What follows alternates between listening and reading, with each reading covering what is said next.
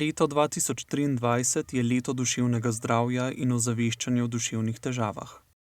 Obdobje pandemije COVID-19 in z njo povezani ukrepi so zelo vplivali na poslabšanje duševnega zdravja povsod po svetu. Na to so opozorili na Nacionalnem inštitutu za javno zdravje, ko so konec maja na Gospodarskem razstavišču v Ljubljani predstavili nacionalni program duševnega zdravja Mira, s katerim želijo omogočiti čim lažji dostop do kakovostne pomoči. Ob tej priložnosti so se predstavila tudi društva in organizacije, ki delujejo na področju duševnega zdravja. OMRA je program ozaveščanja o motnjah razpoloženja. Sem sodijo na primer anksiozna motnja, bipolarna motnja, depresija in želimo na ta način čim več ljudi osvestiti o tem vidiku duševnega zdravja. Vendar je OMRA več kot to, ker je pravzaprav portal, na katerem najdete vse informacije o področju duševnega zdravja. Poleg tega imamo lastno spletno učilnico, veliko predavanj, veliko izpovedi ljudi, ki so kdajkoli že imeli izkušnjo s težavami v duševnem zdravju. Ključno je, da bi mladim sporočili, da se ne zapirajo vse v sebe.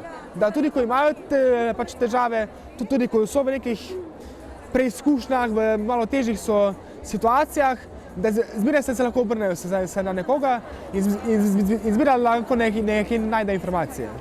Ton telefon je program, je telefon za otroke in mladostnike.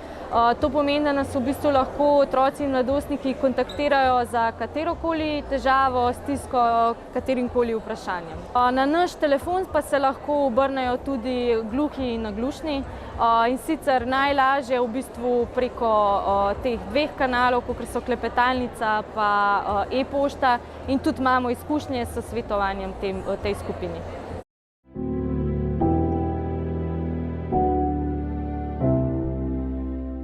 Mi delamo večinoma z mladimi, imamo različne delavnice, mlade spodbujamo, da se borijo za spremembe, da so aktivni. Delamo tudi delavnice po osnovnih šolah, po srednjih šolah, kjer delamo tudi na tem, da bi preprečevali oziroma zmanjševali medvrstniško nasilje, ki je zelo pogosto. Tu je tudi vedno več tega spletnega nasilja. To moramo ustavljati zaradi tega, ker pušča veliko posledic. Posledice so pa slaba samopodoba, depresivna stanja, žalost, ki lahko vodi tudi pol do samomorilnosti, samomorilnih misli in lahko žrtev spremljajo dlje časa.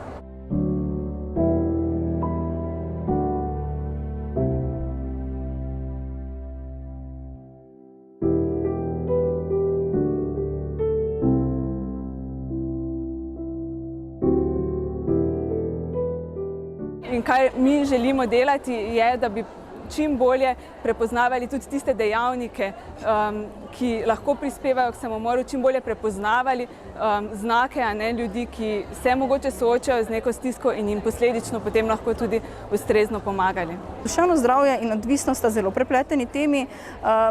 Naše informacije, ki jih dobivamo iz psihiatričnih oddelkov, je, da veliko mladostnikov, ki ima že neko razvito psihiatrično motnjo oziroma težavo, se velikokrat poslužuje droge. Bodisi v smeri, da jim droga na nek način pomaga, kot poskus samomedikamentacije, ki pa se velikokrat potem ne izide tako, kot so pričakovali. Velikokrat pa lahko tudi droga povzroči razne duševne motnje oziroma težave. Sem prepričana, da je tukaj ogromno čudovitih psihoterapevtov in svetovalcev, ki je pripravljeno pomagati, ampak ker je to zaenkrat še plačljivo, je tudi osebam težje dostopno. Pravi, če tedensko recimo, da psihoterapija stane 50 evrov, to je na mesec 200 evrov, kar pa povprečen državljan si že kar teže privošči. In želim si, da bi to v bistvu postalo javno dostopno za vse. Slabo duševno zdravje povečuje stisko posameznikov in lahko vodi do drugih težkih bolezni. Preventivno prepoznavanje duševnih težav in njihova obravnava sta ključnega pomena, zato čakalnih dob na tem področju ne bi smelo biti. To področje naj bi uredila dolgo pričakovana novela zakona, ki bo omogočala hitrejšo in lažjo dostopnost do strokovnjakov.